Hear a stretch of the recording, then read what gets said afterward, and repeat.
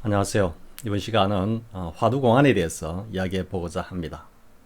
우리 화두공안을 공부한다라는 건 그렇고요. 그냥 가벼운 이야기처럼 받아들이시고 또 이 이야기가 공부에 조금 도움이 된다면은 저로서는 달라이가 없겠습니다. 가장 먼저 알아볼 공안은요. 우리 정강선사께서 깨달은 기연이라 그럴까요? 깨달음과 관련된 화두 공안입니다. 정강선사님의 일대기를 이렇게 한번 보면은 앞에는 여러 가지 공안들을 화두를 참고하시다가 마지막에는 만법귀일 일귀하처라는 공안을 참고하신 걸로 그렇게 알고 있습니다. 근데 이제 만법귀일 일귀하처라는 이 공안의 뜻이 즉 다른 말로 하면 해석이 어떻게 되느냐에 대해서는 저는 나름 조금 약간 의구심이 있기도 합니다. 뭐냐면은 기존의 해석은 만법귀일 만법이 즉 모든 것이 하나로 돌아가는데 일귀하처 그 하나가 일귀하처 어디로 귀 돌아가느냐 이게 기존의 뜻이죠. 즉 모든 만법이 하나로 돌아가는데 그 하나는 또 어디로 돌아가느냐 이렇게 이제 보통 해석을 합니다. 그런데 이렇게도 해석이 가능합니다. 뭐냐면은 만법귀일 만법이 하나로 돌아가는데 일귀 하나로 돌아가는 그곳이 하처 어디냐 즉 만법이 하나로 돌아가 그런데 그 하나가 어디냐 이렇게 해석하는 것이 저는 보다 더 자연스럽다고 생각합니다.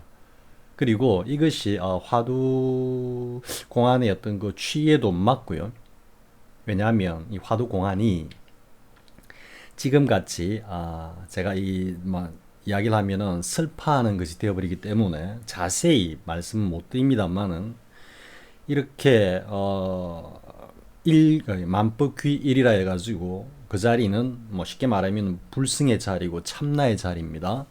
그 참나의 자리로 들어간다라고 말을 하겠습니다. 들어가기 위한 것이 화두공안입니다. 그게 가장 기본적인 것입니다. 그런데 일귀하처를 다시 그 하나가 어디로 돌아가는가 이렇게 해석까지 해버리면 이것은 다시 그 참나의 작용까지를 이야기하는 겁니다. 그러니까 그렇게 하면은 만법귀일 일귀하처를 기존의 방식대로 기존의 해석대로 한다면은 참나를 칭견할 뿐만 아니라 그 참나가 다시 인연에 접해서 살림살이를 하는 그 작용, 연기실상까지를 갖다가 모두 포함하는 개념이 되기 때문에 이것은 화두 참구를 위해서는 너무 광범위하다. 화두 참구로 하기에는 너무 광범위하다. 이렇게 되는 겁니다. 근데 여기에 대해서 조주스님이 만법귀일 일교하처를 어떤 학생이 여쭈었는데 조주스님의 답변이 대충 이렇습니다. 정확하지는 제가 자신할 수 없지만은 내가 작년에 어디에서 장삼 한 벌을 맞췄는데 그 무게가 7건 반이더라 든가 이렇게 답을 합니다. 조주스님이. 그래 이렇게 보면 만법귀일 일기하처가 어떻게 보면은 너무 그 구조가 뻔합니다. 그러니까 아르마리로도 여기 입을 갖다 붙일 수 있을 정도로가 되어버리는 겁니다. 그러니까 모든 것이 참나로 돌아가 이미 체험해보지도 않고도 이건 이미 공식처럼 지금 답이 나와 있는 겁니다. 이 모든 만법들이 오로지 하나로 우리의 불성으로 돌아가. 근데 그 불성은 또 어디로 돌아가느냐? 우리의 실제 삶에서 하나하나 작용을 하면서 연기실상을 펼치면서 살림살이를 한다. 그게 조주스님 말씀 어디 가서 내가 장삼 한 번을 맞췄는데 그게 3배가 7건 반이더라. 아주 평범한 우리의 삶을 갖다가 그대로 드러내고 있는 겁니다. 그러니까 이렇게 이제 접근하고 아르마리로 해석하시는 분들은 만법귀일 일기하처가 너무나 명료하고 통쾌한 겁니다. 그런데 화두공안이 이렇게 아르마디로 해석이 되고 그게 공식화되어서는 절대로 아니 되는 겁니다. 이름하여 죽어도 한참 죽은 삭구에 떨어지고 마는 겁니다. 그렇기 때문에 제 입장에서는 만법규일 일귀하처는 만법이 하나로 돌아가는데 그 돌아가는 하나 그곳이 어디냐, 즉 참나가 어디인가를 갖다가 묻고 있다. 저는 이렇게 해석하겠습니다. 그래서 궁극에는 결국 그 참나를 친견하고 그리고 그 참나를 친견하고 난 뒤에는 당연히 자연스럽게 기존에 해석하는 대로 만법이 하나로 돌아가는데 그 하나는 어디로 돌아가는가 하는 우리 참나의 작용까지 대승기신론에서 말하는 뭡니까? 최상용 혹은 최조용 이 단계까지 다 아우른다라는 것을 갖다가 직접 체험하게 됩니다. 그런데 참나를 직접 체험하지 않고 그것을 아르마리로 공식화하여 모든 만법이 하나로 돌아가는데 이 하나는 어디로 돌아가는가? 그것은 우리의 삶으로 다시 확장되어서 나타난다. 이렇게 공식화해서는 안 되는 겁니다. 이거는 죽은 화두공안입니다. 그래서 혹 제 말씀에 동의를 하시는 분들은 만법규일 일귀하처가 모든 만법들이 하나로 돌아가는데 그 돌아가는 곳이 어디냐? 이렇게 생각하고 참고하는 것이 올바르다고 생각합니다.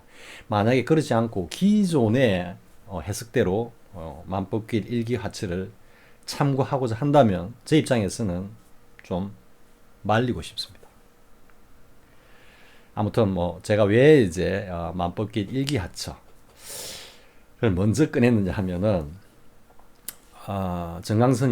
정강선사께서 만법규일 일귀하처를 참고하시다가 정작 덜컥 걸린 것은 올라왔다고 해야 될까요? 아니면은 타파를 했다고 해야 될까요? 하신 그 공안이 마주의 이론상 공안이라고 합니다. 마주의 이론상. 그 마주의 이론상 공안이 뭐냐? 이제 내용을 말씀드리면요.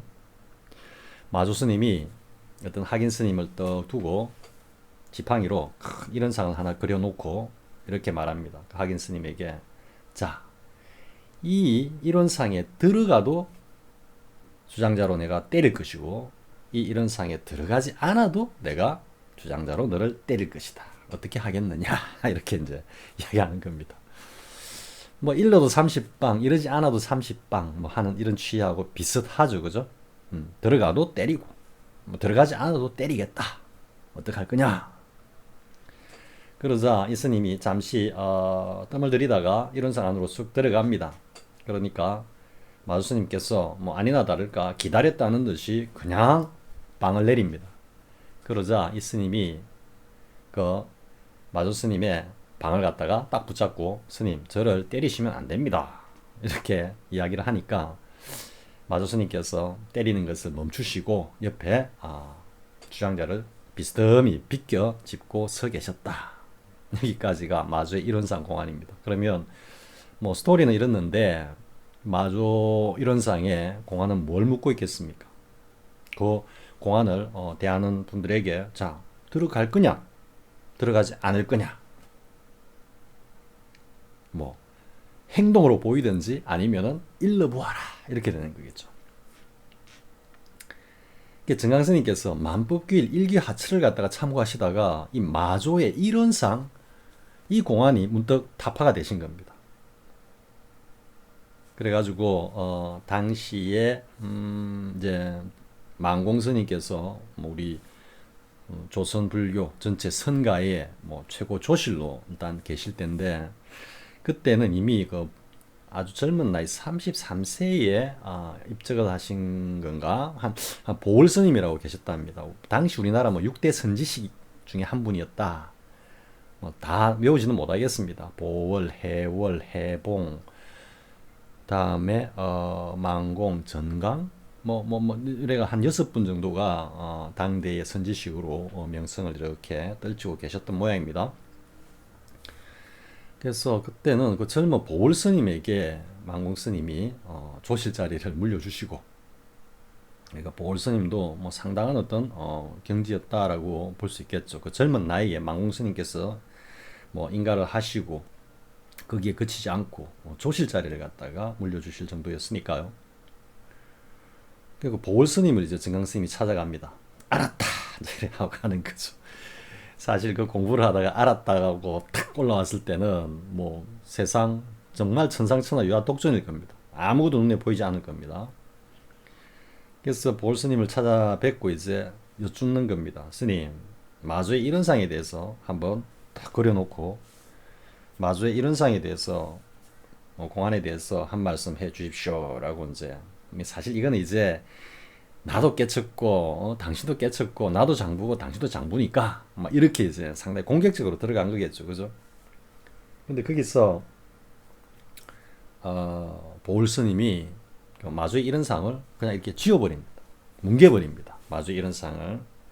이것도 틀렸다고 할 수는 없습니다. 사실 이 답도 뭐 정답이라고까지는 할 수는 없지만 그렇다고 완전히 취나 맥락에서 벗어났다라고도 할 수 없는 겁니다. 어떻게 보면 그 본래의 자리에서 보면 이게 보다 더 명확한 정답이라고도 할 수도 있습니다. 마주 이런 상 자체를 갖다가 싹 없애버리는.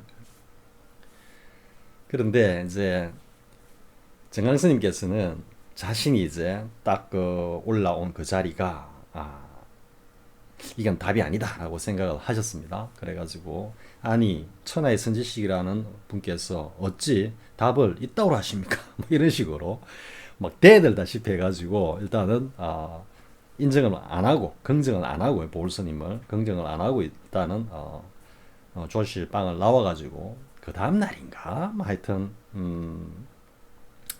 다음 날인가 이제는 망공 스님을 찾아갑니다. 망공 스님을.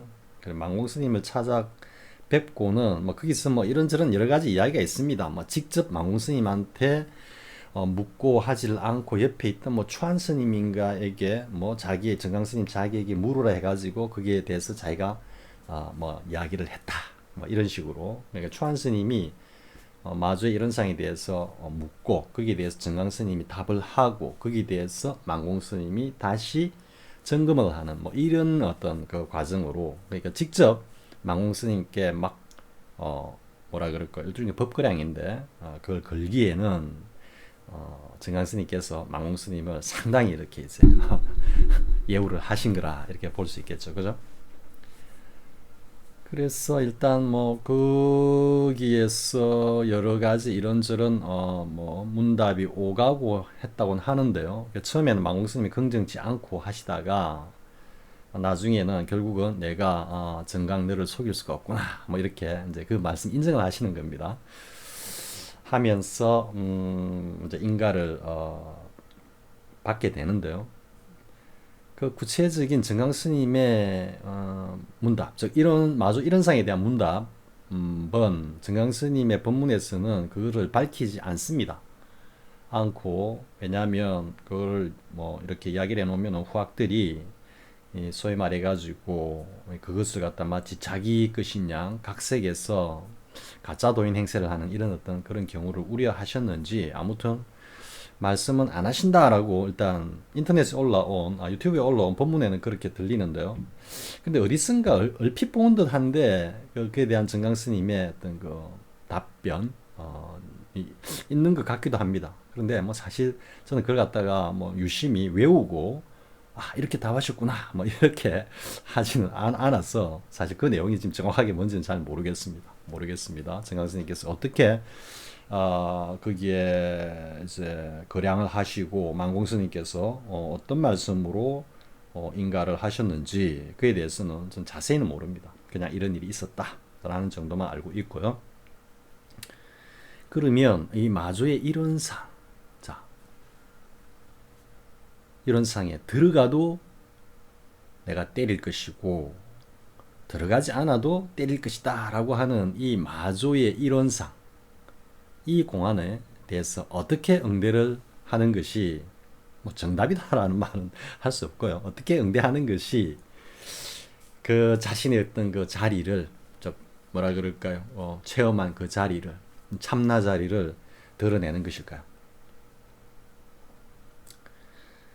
여기에 대해서는 뭐 이렇게 응답을 해도 될 것 같습니다. 우리 흔히 뭐 우리 이제 선문답집에서 보는 응꾸를 빌자면요.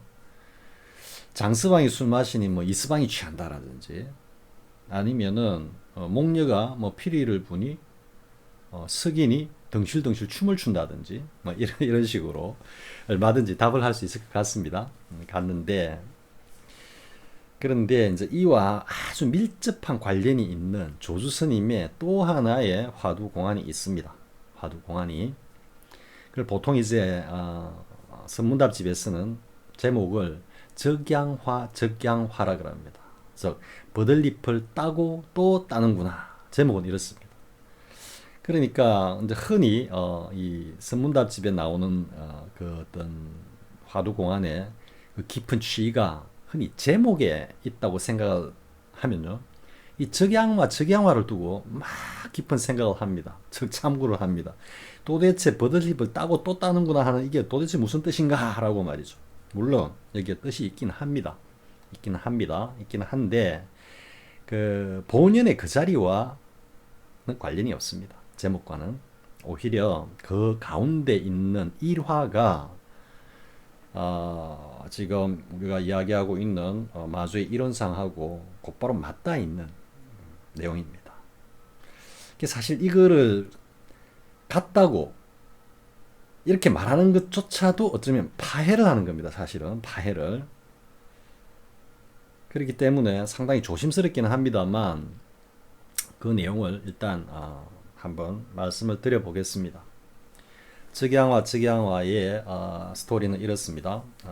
어느 한 스님이 조주 스님 회하에서 이제 오랜 세월 동안 공부를 하다가 뭐 자신 나름대로 견처가 났는지 조주 스님을 찾아뵙고 이제 저는 떠나겠습니다. 이렇게 얘기를 합니다. 조주 스님 회하를 떠나겠다, 뭐 독립하겠다라는 뜻일 수도 있고요. 그러니까 조주 스님이 그 스님에게 이렇게 말씀을 하십니다. 이것도 살짝 헷갈릴 수 있는데요. 제가 아무튼 시는 이렇습니다. 부처가 없는 곳에는 머물지 말고 부처가 있는 곳에서는 빨리 떠나라. 이렇게 이야기합니다.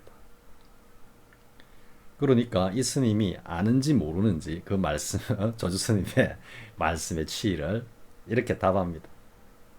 뭐 중간에 뭐 이런저런 이야기가 오가다가 마지막에 이렇게 이야기합니다. 그 스님이 그럼 떠나지 않겠습니다. 이렇게 이야기합니다.